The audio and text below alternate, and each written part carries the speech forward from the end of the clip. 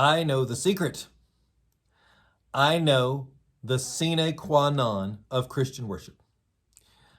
In other words, I know what makes worship uniquely Christian. And I'll tell you, if you stick around to the end of the video, I'll tell you all about it.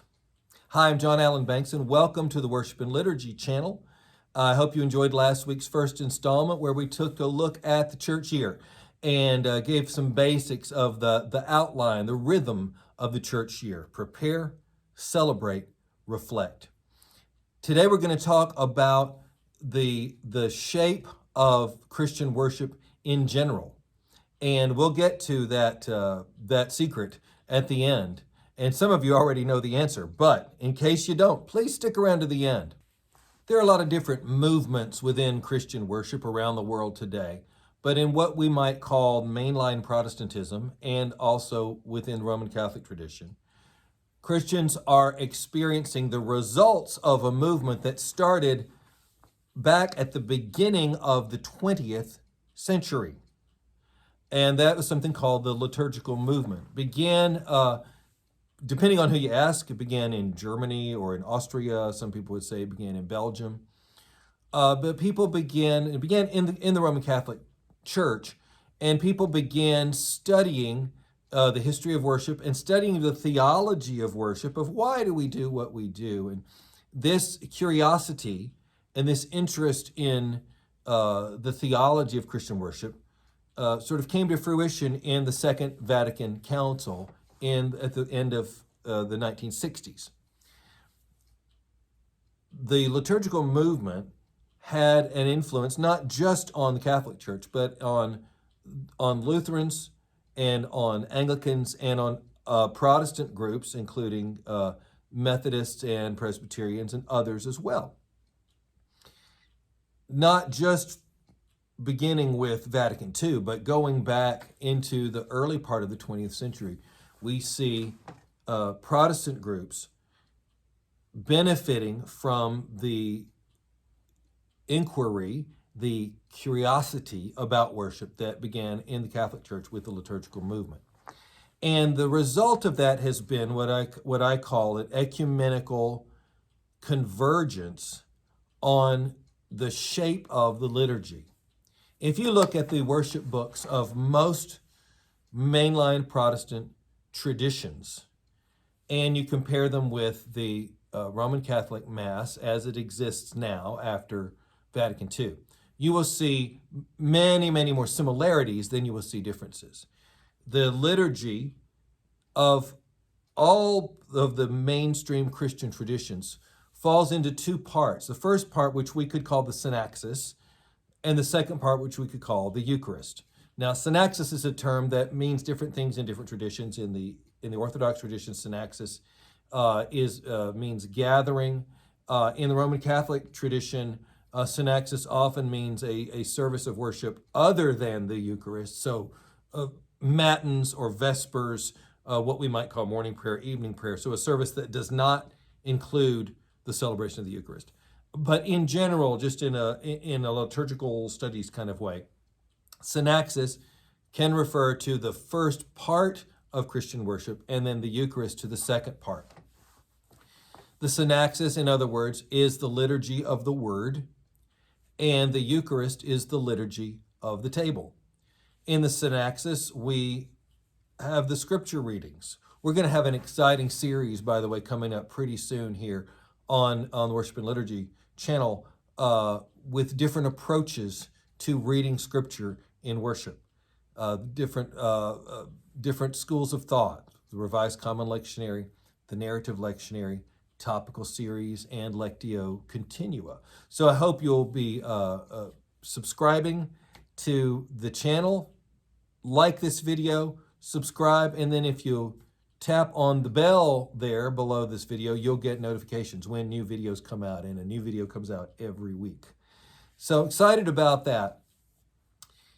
Back to the shape, the general shape of the liturgy. If you lay those services out side by side, the Roman Catholic Mass as it exists now, the Lutheran service of Holy Communion or the Divine Service, Gottesdienst, the Methodist service of Word and Table, the Presbyterian service for the Lord's Day, the Holy Eucharist or Holy Communion in the Book of Common Prayer, the Anglican churches, including the Episcopal Church, you will see that there is a great bit of overlap. There is a not a uniformity, but there is a unanimity about the general shape of Christian worship, beginning with the first half of the service containing those scripture lessons, typically a reading from the First Testament, the Hebrew Bible, what some would call the Old Testament, a reading from generally one of the epistles, or it could be a reading from the book of Acts or from the book of Revelation, depending on the time of year, and then a reading from the Gospels. Now, and then after that, there would be a sermon based on one or more of those readings, and then the recitation of a creed, typically the Nicene Creed, but depending on the time of the year, it could be the Apostles' Creed, but a statement of faith, and there would be prayers, the prayers of the people, and then that leads to what I call halftime, and then the second half of the service begins with the offertory, and then the offertory leads into the Eucharistic prayer, and then the communion of the people, post-communion prayer. And so if you look at all of these services in the service books of these different faith traditions, you will find this same outline. Now, where did that come from? Well, the first part, the synaxis, comes to us from the overall shape of worship in the synagogue, where there would have been readings from the different scriptures, from the Torah, the law, and from the prophets, and there would be the singing of psalms in between, and we have that in our liturgy of the Word as well. There, along with the Hebrew Bible reading and the epistle reading and the gospel reading, there's a psalm of the day, which ideally is sung rather than simply read. And then in the synagogue, there would be an exposition, a lesson, a sermon on one of the scriptures that was read. And think of the example in the Gospels where Jesus is attending a synagogue service and he is given the scroll of Isaiah to read, and then it says he sat down and all the eyes were on him. They wanted to know what he was going to say. He was going to, give a little sermon on that reading from Isaiah, and the entirety of his sermon was, "Today this scripture is fulfilled in your hearing." That pattern of worship is adopted by the early church and becomes the first half of the service.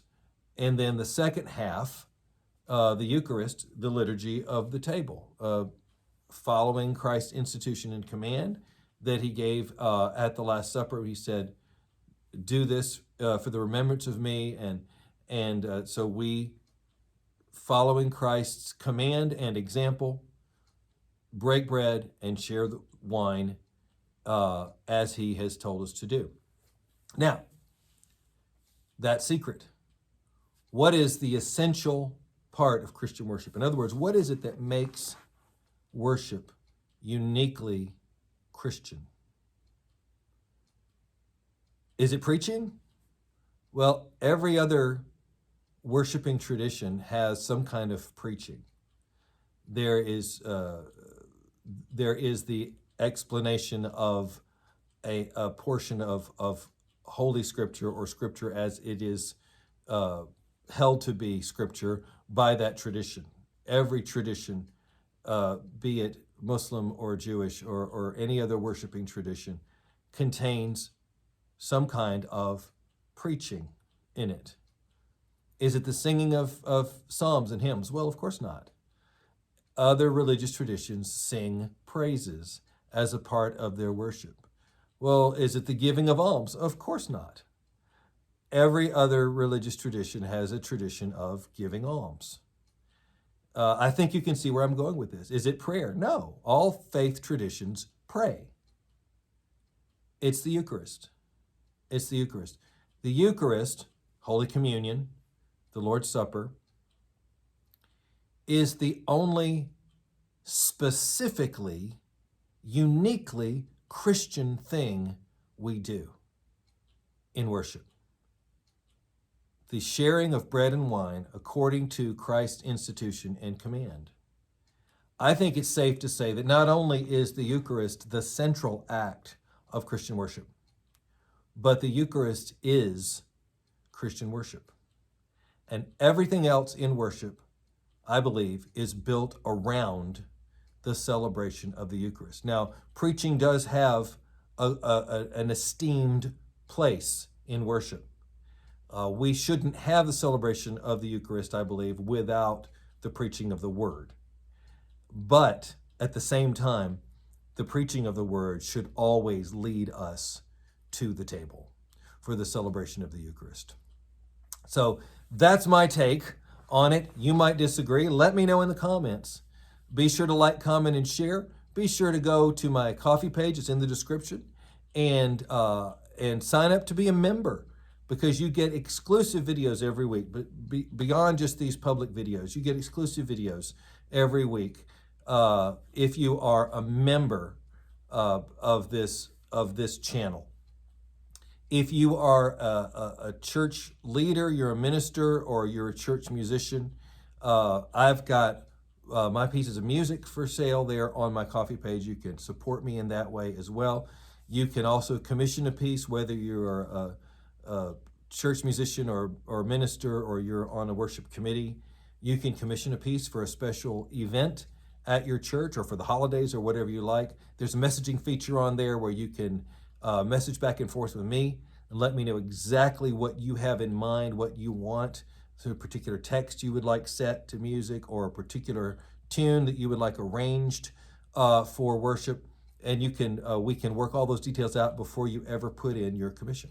So I hope you'll support me in that way. Hope you're enjoying the channel, and I look forward to seeing you next week for more Liturgy and Worship.